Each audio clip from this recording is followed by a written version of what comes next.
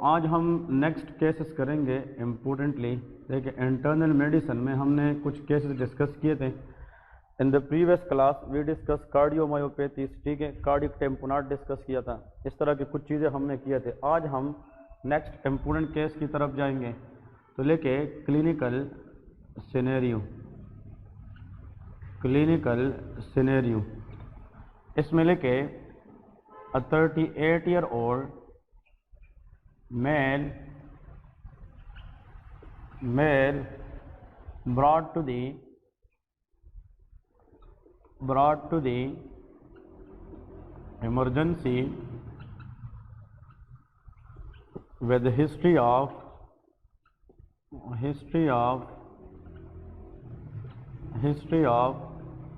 sudden onset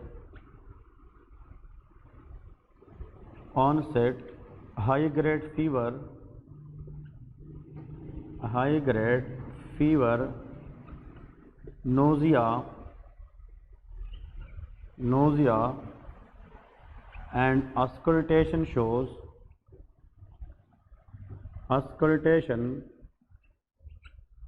shows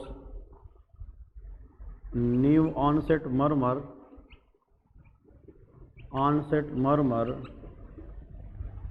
and on palpation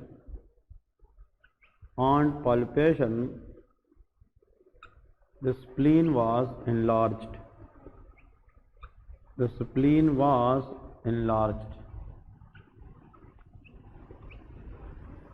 Most likely diagnosis। ठीक है जी, ये केस इम्पोर्टेंट है। इसमें आप हाँ जी क्या है, हाउ यू से दिस इज इन्फेक्टिव एंडोकार्डाइटिस। इसमें कौन कौन सी पॉइंट है जो आप बता रही है ये इन्फेक्टिव एंडोकार्डाइटिस है। ओके, हम वन बाय वन चलते हैं। दिस पेशेंट है हाई ग्रेड फीवर, ठीक है, this is the most important point you people should know. Next, new onset murmur. इसमें जब भी वर्ड आ जाए न्यू ऑनसेट मर्मर, तो देखें यहाँ पे अगर हाई ग्रेड फीवर के साथ न्यू ऑनसेट मर्मर आ जाए तो 70% this is endocarditis, infective endocarditis. लेकिन अगर इसके साथ आपको वो ये भी मिलाए कि on palpation the spleen was enlarge, that is splenomegaly. अगर स्प्लीन का साइज इंक्रीज है तो फिर ये 90% डेफिनेटिवली क्या हो जाता है, इन्फेक्टिव एंडोकार्डाइटिस हो जाता है। एक्सीलेंट।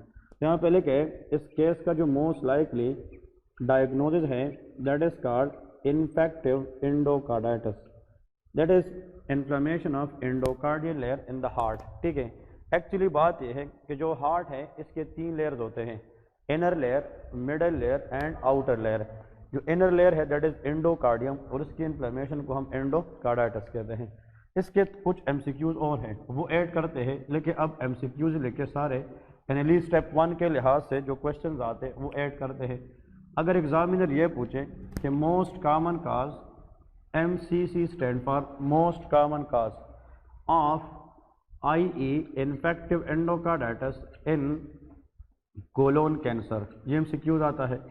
अगर एग्जाम में आ जाए कि एक पेशेंट है उसको लार्ज इंटेस्टाइन की कैंसर है that is called colon cancer, तो उसका most common cause infective endocarditis का क्या है, very good, streptococcus bovis. Excellent. ठीक है, अगर इस तरह की चीज़ आप लोग को आती है तो आप लोग का सक्सेस रेट बढ़ जाता है। ठीक है, दैट इज स्ट्रेप्टोकोकस बोविस।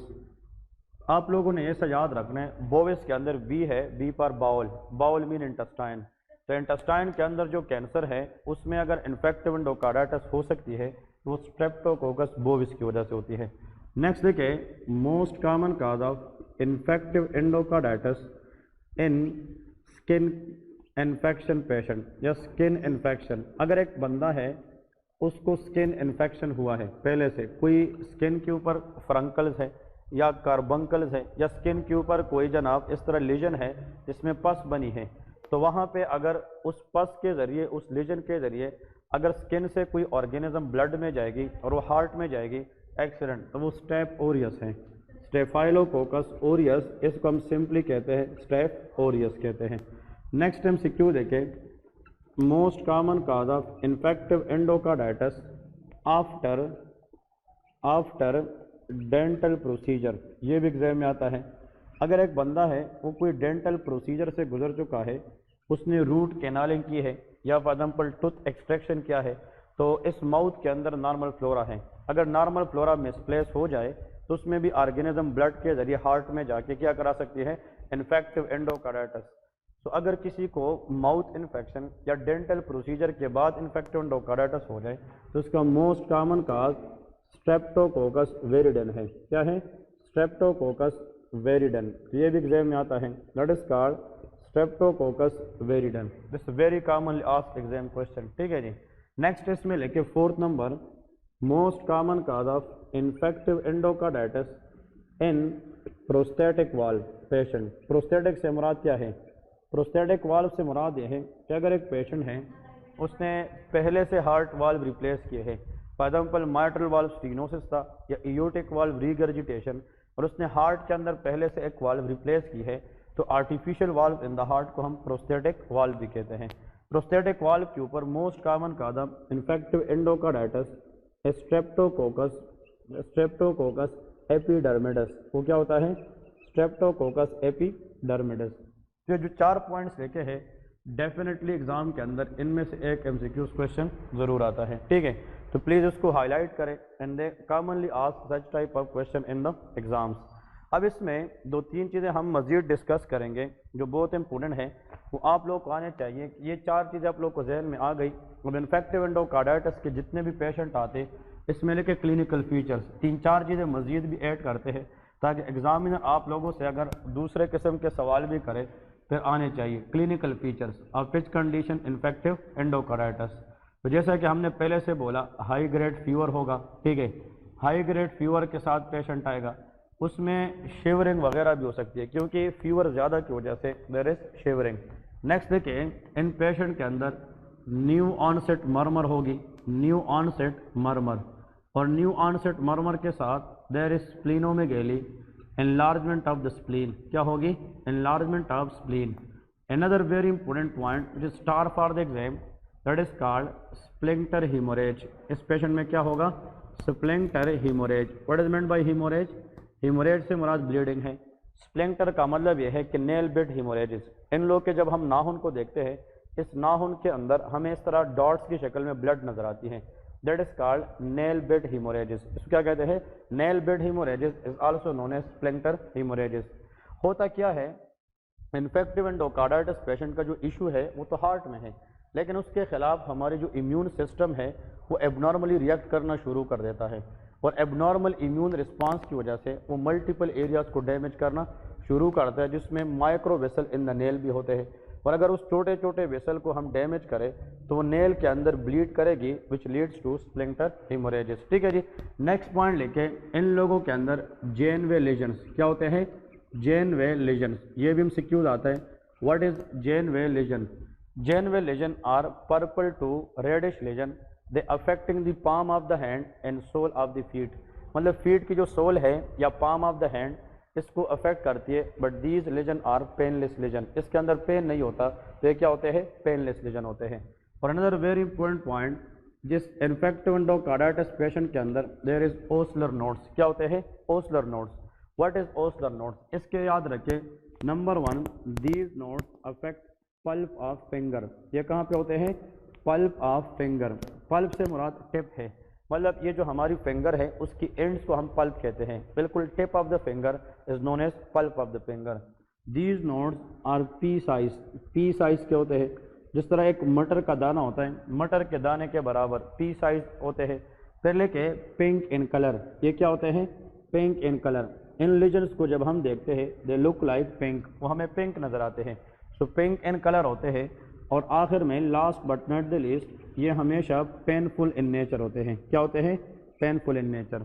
इसका मतलब ये है कि ओस्लर नोड के बारे में 4 कैरेक्टरिस्टिक याद रखें। Those nodes which affect pulp of the finger, pea size, pink in colour and painful in nature, they are called Osler nodes. Osler nodes के अगर आप देखें, इसकी हर वर्ड्स के अंदर पी आता है। It is made up of 4 piece. इसके अंदर कितने पीस आते हैं? 4 पीस आते हैं। अब चाहे ओस्लर नोड आ जाए, चाहे जेनवे लीजन आ जाए, या स्प्लिंटर हीमोरेजेस आ जाए, these all feature in infective endocarditis are due to auto immune reaction. ये किस वजह से होती है? ऑटो इम्यून रिएक्शन की वजह से।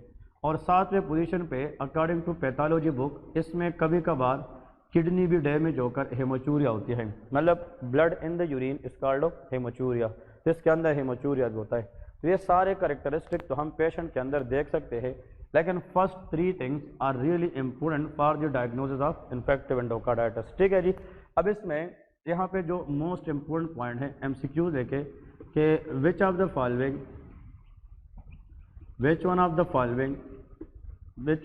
Following is gold standard investigation.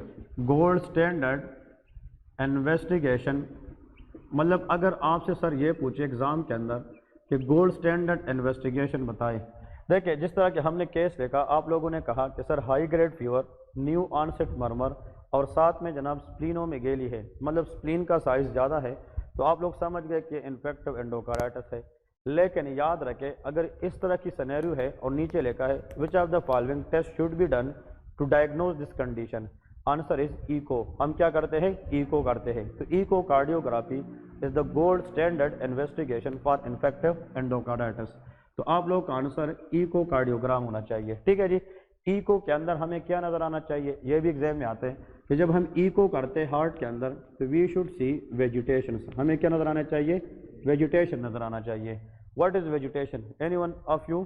क्या एक्सीलेंट। अगर हार्ट के अंदर बैक्टीरिया ग्रो हो और उस बैक्टीरिया को सराउंड करें इन्फ्लेमेटरी सेल्स, इम्यून सेल्स, तो उस क्लम्प को या उस ग्रुप को हम क्या कहते हैं? वेजिटेशन। मैं कहता हूं कि if there is bacteria in the heart and it is surrounded by fibroblast, then it is surrounded by platelets. ठीक है, मतलब इन्फ्लेमेटरी सेल। इसमें मैक्रोफेजेस हो सकती है कि नहीं? इसमें मैक्रोफेजेस भी होगी। तो आप लोग अगर नाम याद ना रखे no problem. Macrophages, plasma cell, fibroblast, this whole is a group known as inflammatory cells. अगर इन्फ्लेमेटरी सेल ने सराउंड किया है किस चीज़ को? बैक्टीरिया को, तो इस लीजन को, इस मास को हम क्या कहते हैं हार्ट के अंदर? Vegetation. And this vegetation will tell us by which test? Echocardiogram. जब तक हम वेजिटेशन ना देखें तब तक हम इन्फेक्टिव एंडोकार्डाइटिस को डायग्नोज नहीं कर सकते। ठीक है जी। So the gold standard investigation to diagnose infective endocarditis answer is echo. And what you will look on the echo? Answer is vegetation. ठीक है जी। हाँ, सवाल क्या है? ओके ओके, उस पे आता हूँ। Every murmur is not infective endocarditis. हमने कंडीशन के अंदर लेकर न्यूली ऑनसेट मर्मर, इसका मतलब पहले से एक मर्मर है, चाहे वो सिस्टोलिक मर्मर है या डायस्टोलिक मर्मर है, वो तो उसका पहले से है। लेकिन अगर मर्मर के ऊपर न्यू मर्मर आ गया और साथ में हाई ग्रेड फीवर है, then we can think about infective endocarditis. So that should be newly onset murmur. जो प्रीवियस मर्मर है वो तो किसी और प्रॉब्लम की वजह से हो सकती है, लेकिन उसके ऊपर अगर न्यू मर्मर आ जाए with high grade fever, then we can think about infective endocarditis. ठीक है, तो न्यू मर्मर का वर्ड जरूरी है इसके अंदर, न्यूली ऑनसेट मर्मर। ठीक है जी। इसके बाद नेक्स्ट पॉइंट आप लोग को यह पता होना चाहिए, हाँ जी, इसका एमसीक्यू मुझे एग्जाम में, the more infective endocarditis which is seen इन, हाँ जी, SLE का नाम सुना है कि नहीं? This SLE is systemic lupus erythematosus, that is one of the autoimmune disease which is characterized by multiple organ damage। ठीक है, तो SLE के अंदर जो लोग आते हैं इसमें यंग फीमेल अफेक्ट होती है, और SLE के अंदर यहाँ पे बटरफ्लाई रेश होता है जिसको हम मेलर रेश भी कहते हैं। ठीक है जी।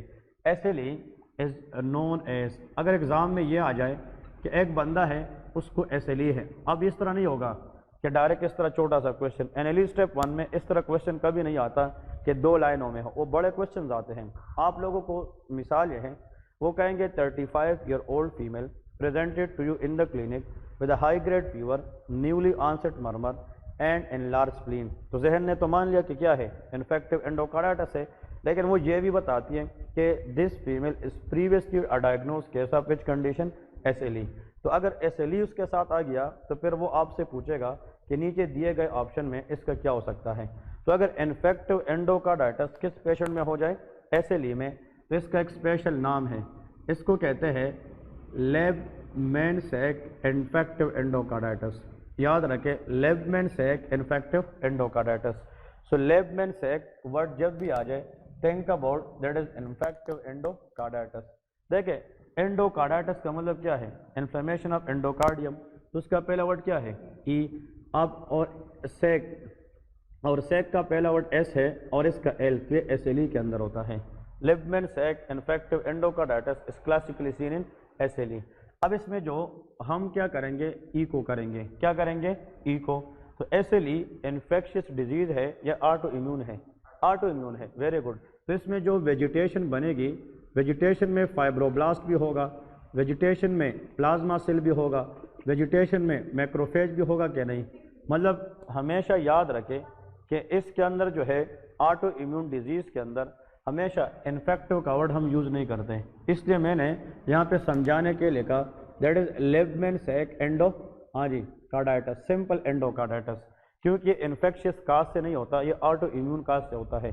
और ऑटो इम्यून काज के अंदर जो वेजिटेशन बनेगी उसके अंदर बैक्टीरिया होगा कि नहीं, नहीं होगा। The vegetation we seen on echocardiograph in case of which patient SLE, इसके अंदर बैक्टीरिया नहीं होती, इसको हम कहते हैं एसेप्टिक वेजिटेशन। इसको हम क्या कहेंगे, एसेप्टिक वेजिटेशन। और ऐसी वेजिटेशन जिसमें बैक्टीरिया होती है उसको हम क्या कहते हैं, सेप्टिक वेजिटेशन। चाहे वो स्टेफाइलोकोकस ओरियस से हो, चाहे वो स्ट्रेप्टोकोकस एपिडर्मिडस से हो, या विरिडन से हो, या बोविस से हो, इन सब के अंदर सेप्टिक वेजिटेशन होती है। लेकिन एसएलई पेशेंट में इन्फेक्टिव एंडोकार्डाइटिस के अंदर क्या होती है, एसेप्टिक वेजिटेशन होती है। ठीक है जी, तो ये जनाब इन्फेक्टिव एंडोकार्डाइटिस के अंदर ये बहुत इंपॉर्टेंट है। अगर इन्फेक्टिव एंडोकार्डाइटिस को हम ट्रीट ना करें टाइम पे, तो आगे पेशेंट के साथ क्या हो सकता है, नंबर 1 वाल्व रीगर्जिटेशन, ये वाल्वुलर डिसफंक्शन करा सकता है। वाल्व मतलब या लेके मतलब वेंट्रिकुलर वाल्व रप्चर हो सकता है और एरिथमियाज हो सकती है। तो ventricular valve rupture, arrhythmias and valve regurgitation, these all are stenosis भी हो सकती है और बाद में रीगर्जिटेशन भी हो सकती है। तो valvular damage, valve rupture and even heart failure, arrhythmias हो सकती है। So these all are the classical and possible outcome for a condition if we do not treat on time. ठीक है, अगर हम इसको हम टाइमली ट्रीट ना करें। समझ गए चीज़ें कि नहीं। नेक्स्ट लेके बहुत इंपॉर्टेंट, यहाँ पे लेके इम्पोर्टेंट केस है, ये भी एग्जाम में आता है कि 14 ईयर ओल्ड यंग फीमेल, देखिए आप लोगों को टॉपिक लिखना आसान है लेकिन टॉपिक से केस समझाने मुश्किल होता है। आप लोगों का वीकनेस है कि आप एग्जाम में केस रीड नहीं कर सकते।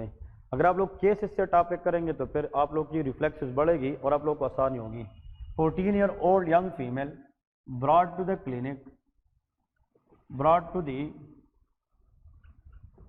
clinic by their parents with the history of 8/O का मतलब history of joint pain initially in the elbow and later shoulder joint,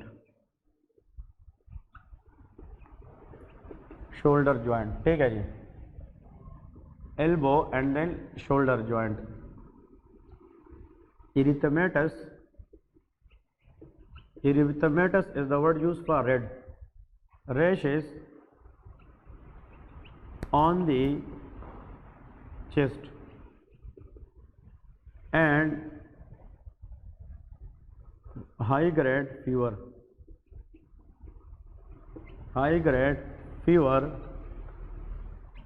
along with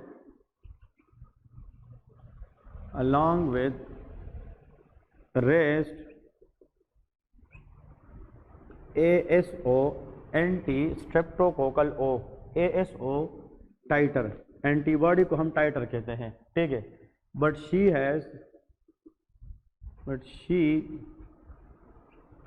had previously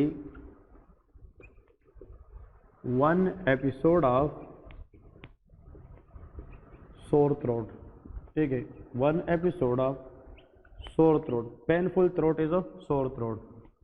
तो what is the most likely diagnosis, इसकी diagnose क्या है, दवा, हाँ जी, very good. So this is called rheumatic fever. Rheumatic fever के बारे में ये तो केस है, अब इसके साथ जो जुड़े हुए एमसीक्यूज है वो हम डिस्कस करेंगे।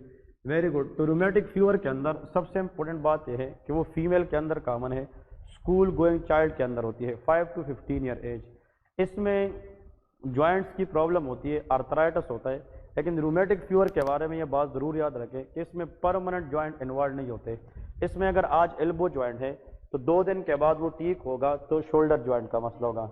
इसका मतलब यह है कि it temporary involve the joints, it can in joints involve migratory, इसको हम कहते हैं माइग्रेटरी पोली आर्थराइटिस, किसमें एक से ज़्यादा जॉइंट इन्वॉल्व होते हैं लेकिन it is migratory in nature, एक परमानेंट जॉइंट को ये इन्वॉल्व नहीं करती। साथ में इसके अंदर देखें तो रेशेज है, that is called erythematous rashes on the chest, ठीक है, ये इसके अंदर इम्पोर्टेंट है। और ASO titre is very important, anti streptococcal O antibody, titre से मुराद क्या है, antibody. What is rheumatic fever, anyone can define me, इसका तो डायग्नोज मैंने लिख लिया कि दैट इज रूमेटिक फीवर, लेकिन इस पे अगर मजीद और किस्म के सवालात आ सकते हैं तो anyone of you guys tell me rheumatic fever. हाँ जी, हाँ जी, एक्सीलेंट, दैट इज ग्रेट। ठीक है, हमारे बॉडी में अगर सोर थ्रोट हो जाए, सोर थ्रोट से मुराद painful throat, it may be tonsillitis और इट मे बी फेरिंजाइटिस और it may be anything else, लेकिन anything which can cause pain in the throat it is cause by streptococcus bacteria. लेकिन जो Streptococcus bacteria है इसके खिलाफ एक pathogenic part होता है, एम प्रोटीन उसको कहते हैं, मतलब जो स्ट्रेप्टोकोकस बैक्टीरिया है ग्रुप ए स्ट्रेप्टोकोकस, उसके साथ एम प्रोटीन होता है और वो एम प्रोटीन हमारे आर्गन को डैमेज करती है। अब उस एम प्रोटीन के खिलाफ हमारी इम्यून सिस्टम क्या बनाती है, एंटीबॉडी। अब जब एंटीबॉडीज बनेगी और वो बैक्टीरिया की एम प्रोटीन के खिलाफ होगी, that is good for the body. लेकिन होता क्या है कि मिस्टेकनली उन जैसे एम प्रोटीन हमारे बॉडी के नॉर्मल पार्ट्स होते हैं तो वो एंटीबॉडी जाकर उस पर भी रिएक्ट करना शुरू करता है, तो उसकी वजह से मल्टीपल आर्गन डैमेज हो जाते हैं। तो multiple organ damage in which auto immune reaction is occurring after sore throat that will result to rheumatic fever. Rheumatic fever को जब हम डायग्नोज करते हैं, ये एनालिसिस स्टेप 1 2020 के अंदर ये क्वेश्चन आए हैं और 2 दफा आए हैं कि रूमेटिक फीवर को डायग्नोज करने के लिए हम एक क्राइटेरिया सेट करते हैं, that is called Jones criteria. उसको क्या कहते हैं, जोन्स क्राइटेरिया। तो यहाँ पे आप लोग लिखें कि व्हाट इज मेंट बाय, देखिए मैं इसको इस तरह लिखता हूँ ताकि इसको हम आसान बनाएं, JONES, Jones criteria. Jones criteria is use for the diagnosis of rheumatic fever. ठीक है, जोन्स क्राइटेरिया के अंदर याद रखें इसमें एक मेजर जोन है, मेजर जोन क्राइटेरिया, और एक क्या होता है, माइनर जोन क्राइटेरिया। तो major Jones criteria and minor Jones criteria. अब सवाल यह है कि मेजर जोन क्राइटेरिया के अंदर होगा क्या। नंबर 1 माइग्रेटरी पोली आर्थराइटिस, कि इसका मतलब यह है कि रूमेटिक फीवर के अंदर एक से ज़्यादा जॉइंट इन्वॉल्व होंगे, लेकिन the joint should be temporary involve, एक जॉइंट से मसला दूसरे में जाएगा, दूसरे से तीसरे में जाएगा। तो माइग्रेटरी है, मल्टीपल जॉइंट से जो पोली आर्थराइटिस है। नेक्स्ट पॉइंट इसमें लेके, इसमें जनाब पेन कार्डाइटिस भी होता है। क्या होता है, पेन कार्डाइटिस। याद रखें, how many layers in the heart we have, 3। अगर आउटर लेयर का इन्फ्लेमेशन हो जाए दैट इज पेरिकार्डाइटिस, अगर मिडल का हो जाए मायोकार्डाइटिस और इनर वाला एंडोकार्डाइटिस। लेकिन अगर 3 लेयर का इन्फ्लेमेशन इकट्ठा हो जाए तो उसको हम पेन कार्डाइटिस कहते हैं। तो पेन कार्डाइटिस के अंदर तीनों लेयर की क्या होती है, इन्फ्लेमेशन होती है। ठीक है जी। नेक्स्ट देखिए, another very important point, there is nodules under the skin, मतलब इन लोगों के अंदर स्किन के नीचे क्या बन जाते हैं, नोड्यूल्स बन जाते हैं, जिसका दूसरा नाम है सबक्यूटेनियस नोड्यूल्स। इसको क्या कहते हैं, subcutaneous nodule. Under the skin there is nodules over the chest, लेकिन उन नोड्यूल्स को जब हम टच करते हैं it will do not contain any pain, इसके अंदर पेन नहीं होती। तो there is subcutaneous nodules. Next इसमें लेके एरिथीमा मार्जिनेटम, इसमें रेड रेशेज होती है, जिसका नाम क्या है, एरिथीमा मार्जिनेटम। ये बहुत इंपॉर्टेंट है। Erythema mean red, marginatum mean on the margin of skin. और जो चेस्ट की स्किन है इसके ऊपर छोटे छोटे इस तरह दाने या रेशेज नजर आती है and that look like red, इसलिए उसको हम एरिथीमा मार्जिनेटम कहते हैं। और आखिर में लेके सेडनहाम कोरिया, ये नाम सुना है क्या नहीं, सेडनहाम कोरिया। इसका मतलब यह है कि सेडनहाम कोरिया के अंदर आप लोगों ने याद रखना है कि देयर इज, इसको हम सेट वाइटस डांस भी कहते हैं। इसमें इनवॉलंटरी पर्पसलेस जर्की मूवमेंट होता है। तो involuntary purposeless jerky movement that is called sudden harm Korea. और इसका मतलब ये है कि इस कंडीशन में याद रखें जो ऑटो इम्यून एंटीबॉडीज है they abnormally attack against basal ganglia, किसके खिलाफ? Basal ganglia. And basal ganglia is the part of forebrain which control voluntary movement of the body. और अगर उसको हम डैमेज करें then the movement become involuntary, purposeless and shaky and jerky and that is called sudden harm chorea और set वाइटस dance इसको कहते हैं। ठीक है जी। अब इसके साथ ये 5 जो चीज़ें हैं ये याद रखें, इसको क्या कहते हैं? Major Jones criteria. लेकिन माइनर के अंदर पेशेंट को फीवर होना चाहिए, देयर इज फीवर, पेशेंट को जनाब आर्थ्रल्जियाज होना चाहिए। क्या होना चाहिए? आर्थ्रल्जिया। तो anyone in the class can tell me what is the difference between arthralgia and arthritis? इसमें क्या फ़र्क होता है? शाबाश।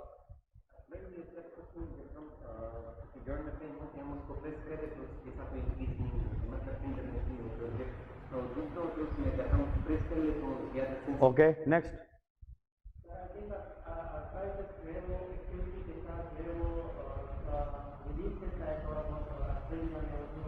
नहीं, वो जो आप बता रहे हैं वो हम अलग डिस्कस करेंगे। वो ओस्टियो आर्थराइटिस और रूमेटॉइड आर्थराइटिस की डिफरेंस है, वो अलग चीज़ें, वो हम डिस्कस कर दें कि इस तरह के क्वेश्चन में आप लोग कन्फ्यूजन खत्म होगी।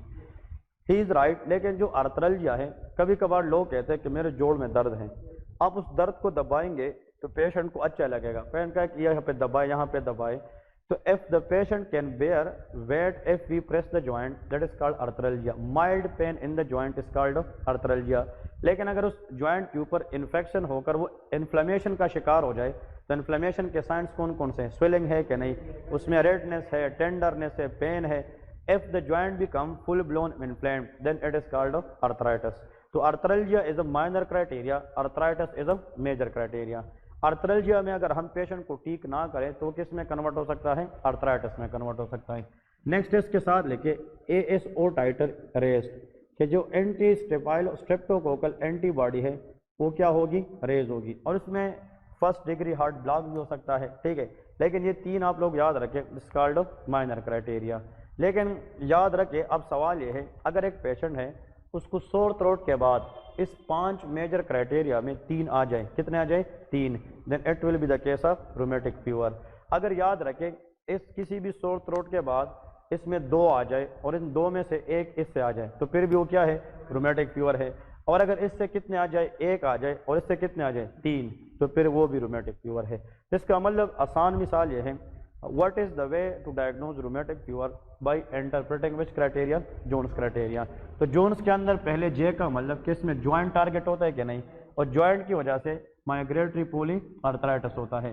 फिर इस O का मतलब लाइक हार्ट है तो उसमें पेन कार्डाइटिस होता है। N का मतलब इसमें क्या बनते हैं? Nodules under the skin which is called subcutaneous nodule. और इसके अंदर E stand for erythema marginatum, rashes on the skin which is very very red, और S stand for Sydenham chorea. तो ये 5 वर्ड्स जोन में भी है और ये 5 इसके मेजर क्राइटेरिया भी है। ठीक है जी। अब इसमें 2-3 सवाल और भी रहते हैं जो कॉमनली एग्जाम में आते हैं। MCQs लेके the valve to be target, इसमें लेके most common valves to be target in rheumatic fever. याद रखें, अगर रूमेटिक फीवर पेशेंट के अंदर किसी भी हार्ट के अंदर वाल्व का मसला बन जाए तो फिर उसमें जो मोस्ट कॉमन वाल्व टारगेट होगा दैट इज माइट्रल वाल्व। वो क्या है? Mitral valve. और ये आप लोग एक उसूल भी याद रखें कि यंग एजेस के अंदर most common valve to affected is mitral valve. Older age के अंदर एओर्टिक वाल्व होता है। लेकिन रूमेटिक फीवर के बाद अगर किसी को हार्ट का मसला हो जाए तो उसको हम RHD कहते हैं, रूमेटिक हार्ट डिजीज। क्या कहेंगे? Rheumatic heart disease. इसके बाद नेक्स्ट सवाल, इसमें जो एग्जाम के अंदर क्वेश्चन आता है कि most common cause of death in rheumatic fever, most common cause of death in rheumatic fever. अगर एग्जाम में आ जाए कि रूमेटिक फीवर के अंदर most common cause of death बताएं तो प्लीज़ याद रखना है दैट इज मायोकार्डाइटिस। इसमें क्या होता है? मायोकार्डाइटिस। और एग्जैक्टली एवरीबॉडी मस्ट नो कि रूमेटिक फीवर के अंदर पेन कार्डाइटिस होता है कि नहीं। अब पेन कार्डाइटिस के अंदर मायोकार्डियम भी आता है तो myocarditis. Which of the following layer of the heart is a muscular layer, myocardium. तो पंपिंग कैपेबिलिटी किस में है, मायोकार्डियम में। इफ दैट इज इन्फ्लेम तो there will be heart failure, और जब हार्ट फेल हो जाए, पंप खराब हो जाए, तो वो इतना ब्लड नहीं निकाल पाएगा कि जिससे वो बॉडी की डिमांड को पूरी कर सके। तो myocarditis is the leading cause of death in case of rheumatic fever. ठीक है जी। नेक्स्ट इसमें एक सवाल आता है कि जो मायोकार्डाइटिस है, रूमेटिक फीवर में एक बंदा मर गया था, फिर उसकी ऑटोप्सी की गई, कहाँ की, मायोकार्डियम की। तो मायोकार्डियम के अंदर देखें उसमें कुछ सेल्स आ गए, फाइब्रोब्लास्ट, फाइब्रोब्लास्ट के साथ साथ बाहर लिम्फोसाइट्स थे, क्या चीज़ थे, lymphocytes. Lymphocyte is surrounded bye macrophages, क्या थे, मैक्रोफेजेस। लेकिन जो मैक्रोफेज थे वो मायोकार्डाइटिस के अंदर ऐसे रहे थे कि इसके साइज नॉर्मल मैक्रोफेजेस से क्या थे, बढ़ गए थे, क्या थे, बढ़ गए थे। बात समझ रहे क्या नहीं। ये जो ग्रुप्स मैंने बनाई है, these all are inflammatory cells, क्योंकि rheumatic fever is auto immune condition है, तो उसमें भी एबनॉर्मल इम्यून सेल्स बनेंगे क्या नहीं। अब सवाल यह है, मुझे यह बताए शाबाश, दीज आर दो cell which I draw outside, they are all are macrophages, ये क्या है, मैक्रोफेजेस। लेकिन ये मैक्रोफेजेस नॉर्मल जैसे लग रहे या लार्ज लग रहे, लार्ज लग रहे, big. The big macrophages in size in case of rheumatic fever in which layer, myocardium is called anitschkow cells. इसको हम क्या कहते हैं, एनेट्सकोसेल। तो what is anitschkow cell, giant macrophages. Giant से मुराद लार्ज मैक्रोफेजेस है जो रूमेटिक फीवर के अंदर मायोकार्डियम में बनते हैं। लेकिन अब सवाल यह है, शाबाश, अब इसके अंदर कौन कौन सी चीज़ें हैं, हाँ जी, a group of fibroblast surrounded by lymphocyte and large macrophages. ये तीन चीज़ों की कॉम्बिनेशन को हम एक नाम देते हैं, anyone in the whole class can tell me. इन तीन चीज़ों को इकट्ठा हम कहते हैं अशोफ बॉडीज। इसको हम क्या कहते हैं, अशोफ बॉडीज। अशोफ बॉडीज, इसका मतलब यह है कि Aschoff bodies is a group of inflammatory cell which include fibroblast, lymphocytes and macrophages. और इन तीनों को कलेक्टिवली हम अशोफ बॉडीज कहते हैं। और अशोफ बॉडीज के अंदर जो लार्ज साइज मैक्रोफेजेस है उसको क्या कहते हैं, एनेट्सकोसेल कहते हैं। अब ये सारी की सारी चीज़ हार्ट के किस लेयर में बनती है, शाबाश, मायोकार्डियम, एक्सीडेंट। और ये जो अशोफ बॉडीज है ये मायोकार्डियम को कंट्रैक्ट होने नहीं देगी, और अगर कंट्रैक्ट नहीं करेगी तो पंपिंग एक्शन नहीं होगी, तो हम ब्लड को सही तरीके से बाहर नहीं कर, that lead to cause of death, फिर डेथ हो जाती है। और myocarditis is the reason behind that. ठीक है जी। तो myocarditis is the leading cause of what, death in case of rheumatic fever. ठीक है जी। रूमेटिक फीवर के अंदर लिखें कि यहाँ पे what is the treatment option. Rheumatic fever में जब हम ट्रीटमेंट डिस्कस करते हैं, नंबर 1 इसमें पेशेंट को जॉइंट पेन होता है और बहुत ज़्यादा, यहाँ पे लेके सबसे पहली प्रायोरिटी पे एडवाइस द रेस्ट। हम पेशेंट को ये बताते हैं कि आप बेड रेस्ट करें, आप अपने जॉइंट को मूव ना करें, अदरवाइज मूवमेंट के दौरान उसकी पेन इंटेंसिटी मजीद क्या होगी, ज़्यादा होगी। तो number 1 advise the rest. Number 2 हम पेशेंट को जनाब क्या देंगे, शाबाश, another thing that is called injection benzathine penicillin. हम क्या देंगे, बेंजाथीन पेनिसिलिन। ये जो बेंजाथीन पेनिसिलिन है that is long acting antibiotic. ये बेंजाथीन पेनिसिलिन ये बैक्टीरिया के अंदर सेल वॉल सिंथेसिस इनहिबिटर है, और ये इसकी एक shot that is okay for 4 weeks, मतलब ये एक शॉट 4 हफ्ते के लिए बराबर होता है। तो लॉन्ग एक्टिंग इसको बेंजाइल पेनिसिलिन या बेंजाथीन पेनिसिलिन कहते हैं। लेकिन रूमेटिक फीवर के अंदर ये ऑटो इम्यून डिजीज भी है और इसमें ज्वाइंट की क्या हुई है, इन्फ्लेमेशन भी। तो ऐसा ड्रग जो इम्यून सिस्टम को सप्रेस भी करे, एबनॉर्मल एंटीबॉडीज भी ना बनाए और एंटी इन्फ्लेमेटरी भी हो, तो कार्टिकोस्टेरॉइड भी देते हैं। क्या कहते हैं, कार्टिकोस्टेरॉइड। और आप लोगों को पता है जो स्टीरॉयड है they are anti inflammatory and immunosuppressive. ये इम्यून सिस्टम को सप्रेस भी कर सकते हैं और ये जाकर वहाँ की लोकल इन्फ्लेमेशन को भी क्या करेंगे, कम करेंगे। और साथ में आप लोग एनसेड्स भी लिख सकते हैं, क्या दे सकते हैं, एनसेड stand for non steroidal anti inflammatory drugs. इसका मतलब कि ये इन्फ्लेमेशन को कम भी करेगी और इसमें एनर्जेटिक इफेक्ट भी है, ये पेन को भी कम करेगी। बात समझ रहे कि नहीं। तो ये सारे के सारे पॉइंट थे जो रूमेटिक फीवर की ट्रीटमेंट में बहुत इंपॉर्टेंट है। अब मैं यहाँ पे 2-3 चीज़ें आप लोग को लिखवा रहा हूँ, इससे भी 1-2 क्वेश्चन ज़रूर आते हैं। यहाँ पे लेके इम्पोर्टेंट MCQs क्वेश्चन, यहाँ पे जो कुछ MCQs है वो आप लोग टारगेट करें। नंबर 1 एरिथीमा, शाबाश, इसमें MCQ ज़रूर होता है, मार्जिनेटम, ठीक है, एक ये लिखे और इस तरह इसको एक एरो करें।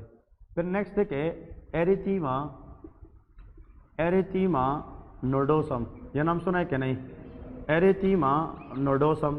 फिर इसके साथ लेके एरिथीमा, देखिए एरिथीमा माइग्रेन, ठीक है। फिर आप लोगों ने याद रखना ये 3 चीज़ें। अगर एक पेशेंट है उसको एरिथीमा मार्जिनेटम है तो उसको कौन सा कंडीशन है, शाबाश अभी बताया है। मेजर जोन क्राइटेरिया के अंदर 5 चीज़ें थी, उसमें एक था एरिथीमा मार्जिनेटम, तो that is a case of rheumatic fever. ये किसके अंदर होता है, रूमेटिक फीवर। हाँ जी, जिस बंदे को एरिथेमा नोडोसम होता है, याद रखे these are the lesion, they make nodule like lesion over the skin mainly affecting the tibia. ये फ्रंट ऑफ द टीबिया पे होते हैं, ये डर्माटोलॉजी के अंदर हम पढ़ेंगे भी, ये टीबिया के फ्रंट में होते हैं। और जिसको भी एरिथेमा नोडोसम होता है 90% उन लोगों में सार्कोइडोसिस होता है। क्या होता है ये वाला, अभी इसकी बात कर रहा हूं ना, क्या ओके ओके। जो एरिथेमा मार्जिनेटम है ये रेड लेजन्स होती है और किस फीवर में होती है, रूमेटिक फीवर, अभी हमने डिस्कस किया है। और जो एरिथेमा नोडोसम है ये जिस डिजीज के साथ एसोसिएट होते हैं दैट इज कॉल्ड सार्कोइडोसिस। इसको क्या कहते हैं, sarcoidosis. Sarcoidosis is a chronic condition characterized by lesion in the lungs. ये लंग्स के अंदर हाइलर लिम्फ एडिनोपैथी कराता है और ये लंग्स को टारगेट करते हैं। एक होता है erythema migraine, it is seen in a bacterial infection which is known as Lyme disease. ये किसके अंदर होता है, लाइम डिजीज। तो लाइम डिजीज भी एग्जाम में आती है बहुत कॉमनली एनएलई स्टेप 1 में। ये जो लाइम डिजीज है ये इन्फेक्शन की वजह से, ये बैक्टीरियल इन्फेक्शन की वजह से होता है। And the name of that bacteria is called BORRELIA, that is called Borrelia, ठीक है। बोरेलिया बोर्गडोरफेरी, ठीक है। लेकिन आप लोग बोरेलिया वर्ड भी याद रखें तो ये खुद बहुत याद हो जाती है। Borrelia burgdorferi is one of a bacteria which can cause Lyme disease. और इस डिजीज के अंदर फेस के ऊपर इस तरह रेड रैशेज आती है जिसको हम एरिथेमा माइग्रेन कहते हैं, ठीक है। तो every erythema is not rheumatic fever. Erythema marginatum is a rheumatic fever but erythema nodosum associated with sarcoidosis mainly affect front of the tibia.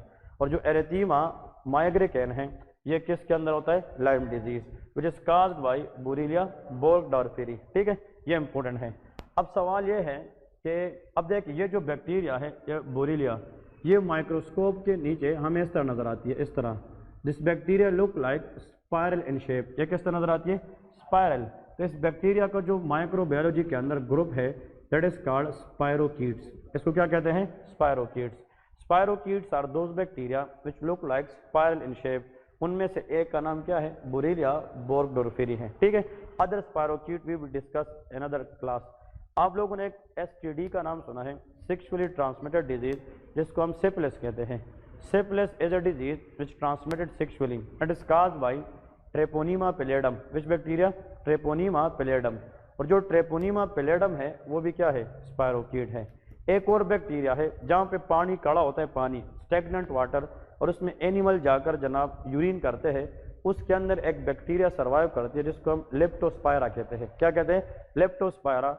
और उसकी वजह से जो डिजीज होती है दैट इज लेप्टोस्पायरोसिस, उसको क्या कहते हैं, लेप्टोस्पायर। तो सिर्फ नाम याद रखे, Treponema pallidum can cause syphilis which is STD, Leptospira can cause leptospirosis and Borrelia can cause Lyme disease. और ये तीनों बैक्टीरिया जब हम माइक्रोस्कोप पे देखते हैं ये हमें स्पायरोकीट्स की तरह नजर आते हैं, ठीक है जी। आखिर में ये तो इम्पोर्टेंट MCQs ये थे। नेक्स्ट MCQs आप लोग इसमें लेके अगर एग्जाम में आ जाए कि एक पेशेंट है उसको जनाब बाइटोट स्पॉट्स है, क्या है, बाइटोट स्पॉट्स, तो इसका डायग्नोस क्या है। नेक्स्ट देखे अनदर इज रोज स्पॉट्स, क्या होते हैं, रोज स्पॉट्स होते हैं, इसके डायग्नोस लिखने हैं। और आखिर में last but not the least that is called rose spots, ये रोज स्पॉट्स हमने लिखना है। So these parts are also very very important for the exams, ठीक है। Number 1, if the sir told you कि patient is presented with this, इस तरह बहुत सारा लंबा सिनेरियो होगा, आखिर में लिखा होगा कि ऑन आई एग्जामिनेशन जो आई के अंदर कंजक्टाइवा लेयर है उसके ऊपर कौन सी स्पॉट है, Bitot, that is a sign of vitamin A deficiency. ये किसकी साइन है, विटामिन ए, क्योंकि विटामिन ए की डिफिशिएंसी से नाइट ब्लाइंडनेस होता है। क्या होता है, नाइट ब्लाइंडनेस, जिसको जीरोप्थेल्मिया कहते हैं। और विटामिन ए डिफिशिएंसी की वजह से कंजक्टाइवा के ऊपर एक डॉट्स बनता है जिसको हम बाइटोट स्पॉट्स कहते हैं। तो यहाँ पे लिखे विटामिन ए डिफिशिएंसी, ये बहुत इंपॉर्टेंट आता है एग्जाम के अंदर। Commonly asked in the exam question. Bitot spots याद रखें ये कंजक्टाइवा पे बनते हैं। कहाँ पे? Conjunctiva. What is conjunctiva? It is a mucus membrane which secrete mucus and make the eye lubricate. ये आई को लुब्रिकेट रखती है। ये कौन सा स्पॉट है? रोज स्पॉट। ये टाइफाइड फीवर के अंदर होता है। टाइफाइड फीवर, इसके अंदर जनाब याद रखें देयर इज रोज स्पॉट्स। देखिए टाइफाइड फीवर एक पेशेंट है। देख आप लोग को मैं दो तीन चीज़ें बता रहा हूँ और ये एग्जाम में आते हैं। अगर एक बंदा है उसको फीवर है, क्या है? फीवर है, और उसको चेस्ट मतलब चेस्ट पेन है और उसको कफ भी है। Fever plus chest pain with cough and night sweating, और साथ में लिम्फ एडिनोपैथी है, दैट इज ट्यूबरकुलोसिस एक्सीडेंट। एक बंदे को फीवर है, उसमें न्यू ऑनसेट मर्मर है और उसका स्प्लिनोमेगेली भी है, वो इन्फेक्टिव एंडोकार्डाइटिस है। एक बंदा है उसको फीवर है और उसको शेवरिंग हो रही है toward the end of the day, उसको मलेरिया हो सकता है। एक फीवर है पेशेंट को और फिर फीवर 2 दिन रहता है, फिर 10 दिन फीवर नहीं होता, फिर 11वें या 12वें दिन पे दोबारा फीवर आता है and the patient has muscle pain, body pain and patient have history of contaminate milk injection. Milk मतलब जो मिल्क है, दूध है, उसने वो पिया था 10 दिन पहले, तो उसको मसला हुआ है, दैट इज ब्रोसिलोसिस। ये ब्रोसिला इन्फेक्शन है। तो ब्रोसिला के अंदर मिल्क इंजेक्शन की history and fever with 10 days gap जरूर होता है, ठीक है ना। एक पेशेंट है उसको फीवर है, फीवर के साथ उसको कॉन्स्टिपेशन है और रिलेटिव ब्रेडिकार्डिया है, दैट इज टाइफाइड फीवर। वो क्या होता है? टाइफाइड। अब रिलेटिव ब्रेडिकार्डिया टेकिकार्डिया क्या है वो हम आगे इसके साथ डिस्कस करेंगे, लेकिन fever with constipation and relative bradycardia, think about typhoid fever. Typhoid fever की जो कोर्स है वो 4 हफ्ते होती है। First week of typhoid, second week of typhoid, third and fourth week of typhoid. अब सवाल ये है टाइफाइड फीवर के अंदर प्लीज जो एक MCQ यहाँ से लेना चाहे याद रखे, टाइफाइड फीवर के अंदर एक निमोनिक याद रखे, what is this called BASU, BASU. BASU का मतलब यह है कि अगर एग्जामिनर ये पूछे the most accurate test we should do for the diagnosis of typhoid fever in first week, answer is blood culture. क्या करते हैं? Blood culture. B stand for blood culture. अगर एक पेशेंट आए और उसका कौन सा वीक चल रहा हो? सेकंड वीक, और उसका टेस्ट करवाना हो, A stand for antibody test, इसको हम विडाल टेस्ट कहते हैं। Antibody, this called Widal test. पहले लोग टाइपिडाट टेस्ट करते थे लेकिन वो फॉल्स नेगेटिव आजकल आ रहे, तो हम विडाल टेस्ट करते और उसमें हम एंटीबॉडीज को देखते हैं। So A stand for antibody test. अगर टाइफाइड फीवर के अंदर कोई आया है और उसका कौन सा वीक चल रहा है? 3, तो फिर S stand for stool culture करते हैं या स्टूल टेस्ट करते हैं, और फोर्थ वीक के अंदर यूरिन टेस्ट करते हैं, ठीक है ना। Urine test, U stand for urine, BASU, that is BASU. So first week blood culture, second week antibody test, third week stool culture और फोर्थ वीक यूरिन कल्चर करते हैं। इनमें से एक क्वेश्चन जरूर आता है। अब सवाल यह है अगर चेस्ट के ऊपर ऐसे रेड रैशेस बने जो रोज की तरह रेड नजर आ रहे हैं तो समझ जाइए it's may be typhoid fever. और टाइफाइड फीवर के किस वीक में रोज स्पॉट्स आते हैं? Second week of typhoid. ये भी एग्जाम में आता है। So which of the following week of typhoid the chest will gives rise to rose spot? Second week of typhoid में। फिर इसके बाद रोज स्पॉट्स है, ये मैंने उधर नहीं लिखा था, ये मैंने स्पॉट्स की कंपोजिशन के लिए छोड़ा था। Rose spot a diagnostic of infective endocarditis. ये किसके अंदर होता है? इन्फेक्टिव। मैंने कहा कि इन्फेक्टिव एंडोकार्डाइटिस प्राइमरीली खुद हार्ट का मसला है, लेकिन इसमें ऑटो इम्यून रिएक्शन की वजह से मतलब स्प्लिंटर हीमोरेज भी होता है, जेनवे लेजन भी बनते हैं, ओस्लर नोड भी बनते हैं, लेकिन रेटिना के ऊपर स्मॉलर वेसल को डैमेज करके रोज स्पॉट्स भी बनाते हैं। तो rose spot is seen on the retina which can affect vision, ये विजन को अफेक्ट करती है। और rose spot is a diagnostic of which test? Infective endocarditis. समझ गए क्या नहीं? तो ये जनाब इसके मेन पॉइंट्स थे, प्लीज इसको हाईलाइट करने चाहिए, ठीक है। इसके बाद NLE स्टेप 1 के लिए जो सबसे इम्पोर्टेंट कंसेप्ट है उसके बारे में डिस्कस करने जाऊंगा। नेक्स्ट केस लेके कि 28 ईयर ओल्ड मेल पेशेंट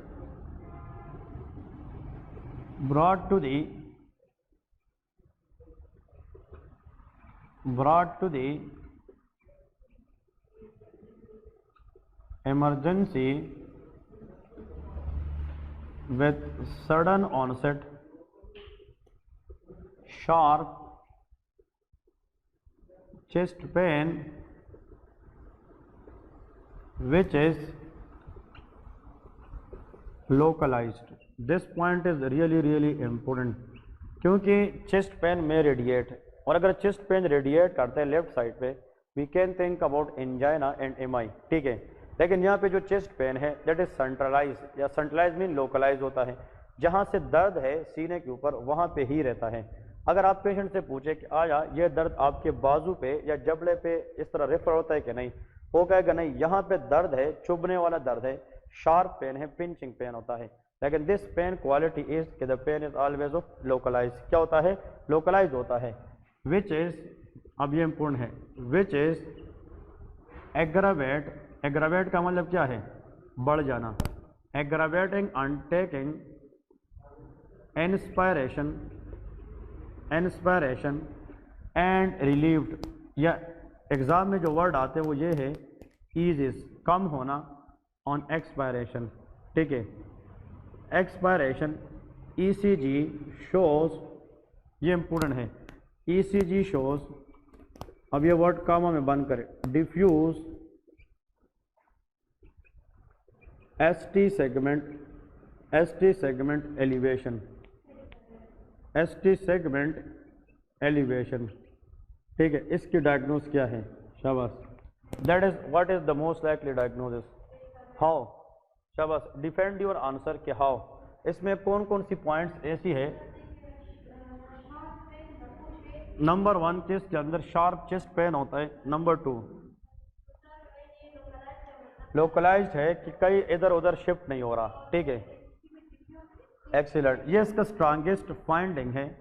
अगर फॉर एग्जांपल देखिए जब पेशेंट आते हैं तो उससे हम पूछते हैं आपका दर्द किस वजह से बढ़ता है, किस वजह से कम होता है, ये लोग कहते हैं कि सांस लेने से दर्द की शिद्दत बढ़ जाती है, सांस छोड़ने से दर्द की शिद्दत में कमी आती है। So aggravating factor is inspiration और relieving factor is expiration, that is cause, that is most likely acute pericarditis, ये क्या होता है, acute pericarditis, and that is commonly asked exam question which is very important one. कभी कभार तो इस तरह डायरेक्ट आते हैं, what is the ECG finding of acute pericarditis, diffuse ST segment elevation. लेकिन एसटी सेगमेंट एलिवेशन अगर डिफ्यूज नहीं है, ये एक जगह पे सिर्फ एलिवेट है लेकिन एक जैसा नहीं है, then we can think about may be MI और it may not be MI. हमेशा एमआई नहीं होता, क्योंकि एमआई के दो टाइप्स हैं, non ST elevation MI and ST elevation MI, STEMI and NSTEMI. अब फिर हम कार्डिक मार्कर देखेंगे, ट्रोपोनिन आई, ट्रोपोनिन टी देखेंगे, और इससे हम फिर पता चलाएंगे कि एमआई एसटी सेगमेंट एलिवेशन है, नॉन एसटी सेगमेंट, ठीक है जी, ये वेरी गुड।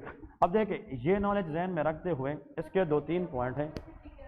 हाँ जी, मोस्ट जो स्पेसिफिक करते हैं वो ट्रोपोनिन आई है, और जो सेंसिटिव करते हैं वो ट्रोपोनिन टी है, ठीक है जी, वो हम अलग पढ़ेंगे कि सी के एमबी कब करते हैं, एलडीएच कब करते हैं, और इसमें मायोग्लोबिन कब करते हैं, वो हम डिस्कस करते हैं। लेकिन एक्यूट पेरिकार्डाइटिस के अंदर, लेकिन यहाँ पे देखें एमसीक्यूज एक और आता है कि अगर यहाँ पे एग्जामिनर ये बताए कि जब हम अस्कुल्टेट करें, ऑन अस्कुल्टेशन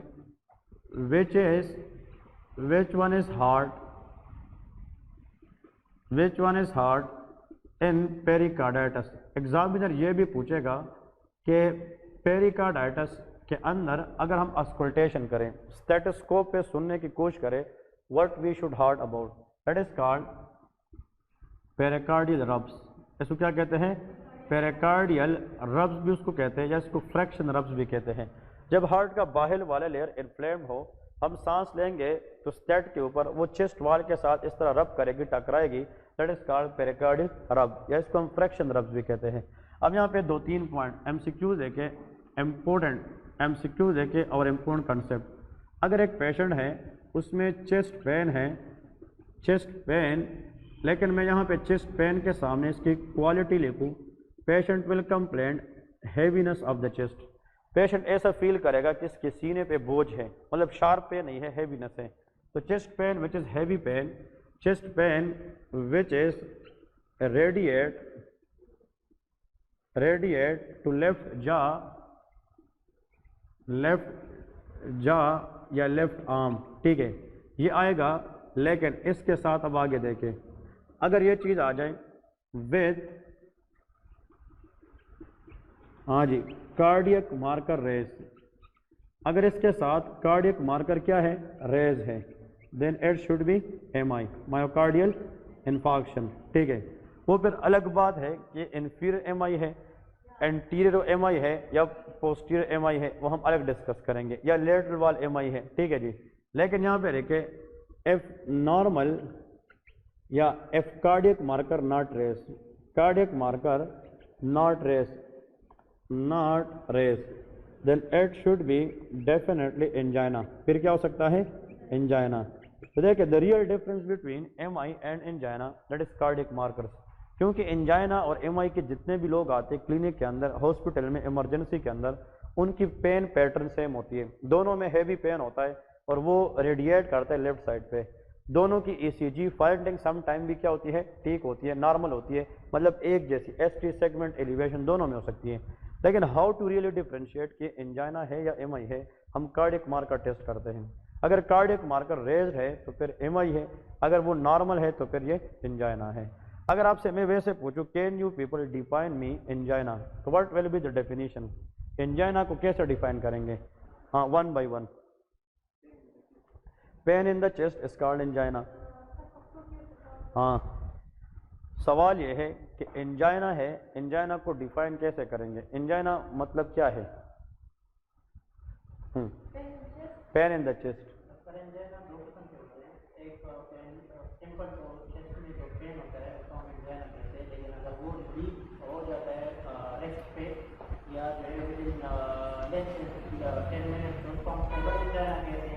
लेकिन अगर वो मोर देन 10 मिनट लेते या तो अच्छा। ओके, ये जो बता रहा है this is the types of angina, stable angina, unstable angina, Prinzmetal variant angina. इसके 3 टाइप्स होते हैं। मैं कहता हूँ कि एंजाइना मतलब क्या है, डेफिनेशन क्या है इसका। याद रखे अगर कहीं पे भी काम करोगे फ्यूचर में, angina never mean chest pain. ठीक है ना, लोग कहते हैं कि एंजाइना का मतलब चेस्ट पेन है, ये किसी प्रोफेसर के सामने बोलोगे तो बेइज्जती होती है। ठीक है ना, मतलब ये है कि एंजाइना चेस्ट पेन नहीं है। अगर blood supply to the heart कम हो जाए, specially we are talking about myocardium, क्योंकि हार्ट का जो पंपिंग लेयर है वो क्या है? मायोकार्डियम। और डिक्रीज ब्लड सप्लाई को क्या कहते हैं? इस्कीमिया। क्या कहते हैं? हम कहते हैं ischaemia to myocardium is called angina. अगर मायोकार्डियम की लेयर को ब्लड सप्लाई कम हो जाए तो उसको क्या कहेंगे? एंजाइना, जिसकी वजह से पेशेंट को चेस्ट पेन होता है। तो angina can result chest pen but angina itself is not a chest pain. ये बहुत इंपॉर्टेंट है। ठीक है ना, तो एंजाइना आज के बाद ये नया वर्ड है, याद रखिए, ischaemia to myocardium is called angina which result chest pain, जिसकी वजह से चेस्ट पेन होता है। ठीक है जी, इसलिए every chest pain is not angina. ठीक है जी, तो अगर हम कहते हैं एंजाइना मीन चेस्ट पेन, तो चाहे वो रिब्स की वजह से पेन हो, चाहे वो मसल की वजह से हो, तो सारे एंजाइना नहीं हो सकते ना। तो हम हर चेस्ट पेन को एंजाइना कंसिडर नहीं कर सकते, ये बहुत इंपॉर्टेंट है। अब इसके बाद यहाँ पे एक तो ये है कि अगर चेस्ट पेन है, हैवी पेन, वो रेडिएट करे लेफ्ट जा या आर्म पे, फिर कार्डियक मार्कर रेज है तो MI की तरफ है, कार्डियक मार्कर रेज नहीं है तो फिर एंजाइना की। फिर इसके बाद लेके अगर फॉर एग्जांपल सडन ऑनसेट, ये भी लेके इम्पोर्टेंट है, if sudden onset chest pain है, chest pain radiate to back, और कहाँ पे जा रही है? Radiate to back side. अगर ये बैक साइड पे जाएगी, radiate to back side, plus history of uncontrolled, the word is uncontrolled, हाँ जी, HTN, हाइपर टेंशन। अगर एक पेशेंट है उसका BP बहुत ज़्यादा है and the patient is not taking medication and the BP is not controlled, that is called uncontrolled hypertension, और उसका सडनली छाती का दर्द हो जाए, चेस्ट पेन हो जाए, और वो कहाँ पे जाना शुरू करे? Back side, this is called aortic dissection. ये क्या होता है? Aortic dissection. ये जनाब याद रखें, this is called aortic dissection. ये भी बहुत इंपॉर्टेंट आता है एग्जाम के अंदर, एयोर्टिक डायसेक्शन। ठीक है जी, मैं 4 चीज़ें बताने लगा हूँ और प्लीज़ इन 4 में से 1 या 2 क्वेश्चन आप लोग के आसानी से आ जाएंगे। अगर चेस्ट पेन है बहुत शार्प है, लेकिन आगे या बेंड होने से कम होता है और पीछे जाने से बढ़ता है, या सांस लेने से बढ़ता है और सांस छोड़ने से कम होता है, दैट इज एक्यूट पेरिकार्डाइटिस। अगर शार्प चेस्ट पेन है लेकिन पोजीशन चेंज से उसमें इंक्रीज या डिक्रीज नहीं आती, वो मायोकार्डाइटिस है। क्या है? मायोकार्डाइटिस की pain irrelevant to the position change, उसमें तो पोजीशन चेंज से फर्क पड़ता है। आप आगे की तरफ बेंड फॉरवर्ड करें तो पेन इंटेंसिटी डिक्रीज, पीछे की तरफ जाए तो पेन इंटेंसिटी इंक्रीज, सांस लंबी ले ले पेन इंटेंसिटी इंक्रीज, सांस छोड़े तो पेन इंटेंसिटी डिक्रीज। तो ऐसा शार्प चेस्ट पेन जो पोजीशन वेरी करने से वेरी होता है वो क्या है, पेरिकार्डाइटिस। लेकिन ऐसा शार्प चेस्ट पेन जो लोकलाइज है लेकिन पोजीशन चेंज से या सांस लेने छोड़ने से उसमें कोई फर्क नहीं पड़ता, वो मायोकार्डाइटिस होता है। लेकिन पॉइंट यह है कि ऐसा heavy pen in the chest जो रेडिएट करे लेफ्ट शोल्डर पे या लेफ्ट जा पे या लेफ्ट आर्म पे और उसमें कार्डियक मार्कर भी रेज हो तो फिर एमआई है, और अगर कार्डियक मार्कर रेज नहीं है तो फिर एंजाइना है। ऐसा पेन इन द चेस्ट जो शार्प है और अनकंट्रोल्ड हाइपरटेंशन की हिस्ट्री है, लेकिन पेन कहाँ पे रेडिएट करे, बैक साइड, तो फिर ये एयोर्टिक डायसेक्शन होता है। ठीक है जी। तो इस तरह की अगर पेन क्वालिटी आप लोगों को पता चल जाए तो यहाँ से 2-3 सवालात आप लोगों के हल हो सकते हैं। डायसेक्शन का मतलब क्या है वो अभी मैं बताने लगा था नेक्स्ट क्लास में, लेकिन यहाँ पे देखें व्हाट इज एयोर्टिक डायसेक्शन, ये बहुत इंपॉर्टेंट है। Aorta is a major artery which arises from the left ventricle, ये तो पता है ना। फॉर एग्जांपल ये एयोर्टा है, एयोर्टा कहाँ से निकलती है, लेफ्ट वेंट्रिकल से। एयोर्टा की 3 लेयर्स होती है, कितनी, 3। याद रखें ये एयोर्टा का मिडल पॉइंट है जिसमें ब्लड ने जाना होता है। This middle area of the aorta that is known as lumen, इसको क्या कहते हैं, ल्यूमेन, LUMEN, ल्यूमेन। अब देखें मुझे ये बताएं एयोर्टा का ये अंदर वाला लेयर है और ये एयोर्टा का जनाब मिडल वाला लेयर है और ये एयोर्टा का बाहर वाला लेयर है। एयोर्टा के अंदर वो लेयर जो इसके किस साइड पे हो, ल्यूमेन वाले साइड पे, इसको हम कहते हैं ट्यूनिका एंटीमा। इसको क्या कहते हैं, ट्यूनिका एंटीमा। फिर इसका जो सबसे बाहर वाला लेयर है उसको हम कहते हैं ट्यूनिका एडवांटेशिया। क्या कहते हैं, ट्यूनिका एडवांटेशिया। और फिर ये वाला लेयर इन दोनों के दरमियान है और ये मसल से भी बना होता है तो उसका नाम ट्यूनिका मीडिया होता है। क्या होता है, ट्यूनिका मीडिया। और tunica media is a muscular layer which is made up of smooth muscle. ये किससे बना होता है, स्मूथ मसल से। अब इधर फोकस करें, ये तीनों लेयर तो मैंने डायग्राम में इस तरह बनाए, लेकिन ये प्रैक्टिकली इस तरह होती है, इस तरह। इसका मतलब इन तीनों के दरमियान कोई स्पेस नहीं होता, ये सारे के सारे चिपके होते हैं आपस में, ताकि आयोटिक वाल की थिकनेस को बढ़ाए और इस पर अगर प्रेशर जितना भी हम बढ़ाए वो रप्चर ना हो जाए। बात समझ गए कि नहीं। अगर एक बंदा है शाबाश, वो HTN का पेशेंट है, व्हाट इज HTN, हाइपरटेंशन, तो लेफ्ट वेंट्रिकल जोर से ब्लड निकालेगा तो एयोर्टा पे प्रेशर क्या होगा, ज़्यादा, और जब ब्लड ज़्यादा जोर से आएगा तो सबसे पहले इस वाल को फेस करेगा कि नहीं, और जब ये वाल इसको फेस करेगा प्रेशर बढ़ता जाएगा तो चांस है कि इस वाल के अंदर टीयरिंग हो जाए। क्या हो जाए, टीयरिंग, रप्चर हो जाए।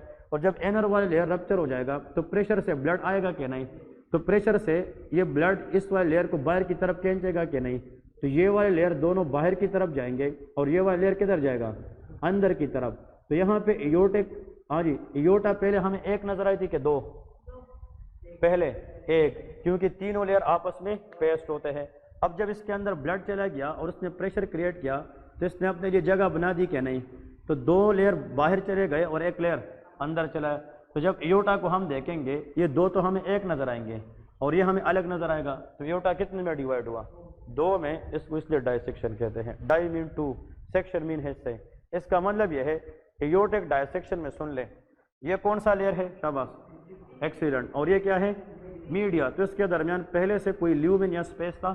सो अ स्पेस और lumen which is created by high blood pressure in between tunica intima and tunica media which divide aorta into 2 sections, that is called aortic dissection। ठीक है जी। इसको हम aortic dissection, aorta के कितने type parts हैं, 3, ascending aorta, arch of aorta and descending aorta। आप लोगों को पता है कि aorta इस तरह होता है, इस तरह, बात समझ रहे कि नहीं। ये वाला कौन सा पार्ट है, ascending, ये arch और ये descending। अब अगर aortic dissection किस पार्ट में हो जाए, शाबाश, असेंडिंग में। अगर एयोर्टिक डायसेक्शन इधर इस तरह हो जाए तो इसको हम कहते हैं, ये भी एग्जाम में आते हैं, what is this, Stanford type A dissection. इसको क्या कहेंगे, स्टैनफोर्ड टाइप A। और ये डायसेक्शन वेंट्रिकल के साथ नज़दीक है कि नहीं, that is called proximal dissection. उसको क्या कहते हैं, प्रोक्सिमल। लेकिन अगर एयोर्टा के अंदर डायसेक्शन किस पार्ट में हो जाए, शाबाश, हाँ जी, विच लेयर में, डिसेंडिंग एयोर्टा में, तो इसको हम क्या कहते हैं, स्टैनफोर्ड टाइप B। इसको हम क्या कहेंगे, स्टैनफोर्ड टाइप B। ये मैं नेक्स्ट क्लास में बताने वाला था, लेकिन याद रखें डिसेंडिंग एयोर्टा के अंदर डायसेक्शन को स्टैनफोर्ड टाइप A कहते हैं और डिसेंडिंग एयोर्टा के अंदर डायसेक्शन को स्टैनफोर्ड टाइप B कहते हैं। हार्ट के साथ कौन सा पार्ट नजदीक है? शाबाश। Aorta arises from which ventricle? Left ventricle. तो लेफ्ट वेंट्रिकल के साथ कौन सा पार्ट नजदीक है? असेंडिंग। तो इसको हम कहते हैं proximal dissection. Proximal mean near to the heart, और इसको हम कहते हैं distal dissection because it is at a distance from the heart.